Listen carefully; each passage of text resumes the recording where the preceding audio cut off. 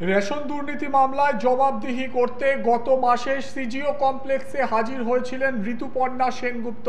প্রায় 5 ঘন্টা ধরে ম্যারাথন জিজ্ঞাসাবাদ করা হয় অভিনেত্রীকে। তদন্তে তিনি সহযোগিতা করেছেন।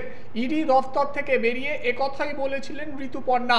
এবার ইডি সূত্রে খবর, 70 লক্ষ টাকা ফেরত দিতে চান টলিপাড়ার নায়িকা।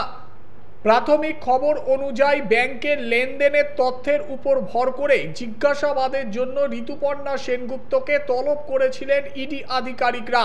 প্রথমবার যেতে পারেননি অভিনেত্রী। মেল মারফত জানিয়েছিলেন বিদেশে থাকার কারণে তার পক্ষে দেখা করা সম্ভব হচ্ছে না। দেশে ফিরেই তিনি ইডি কর্তাদের সঙ্গে দেখা করবেন। সেই মতো গত 19 জুন সিজিও কমপ্লেক্সে পৌঁছান ঋতুপর্ণা। ঘন্টার পর ঘন্টা ইডি আধিকারিকদের সঙ্গে ঋতুপর্ণার নানা বিষয়ে কথা হয়।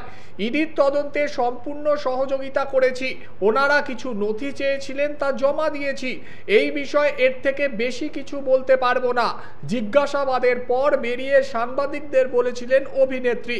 এখন শোনা যাচ্ছে জিজ্ঞাসাবাদের সময় 70 লক্ষ টাকা ফেরত দেওয়ার ইচ্ছা প্রকাশ করেন ঋতুপর্ণা সেনগুপ্ত।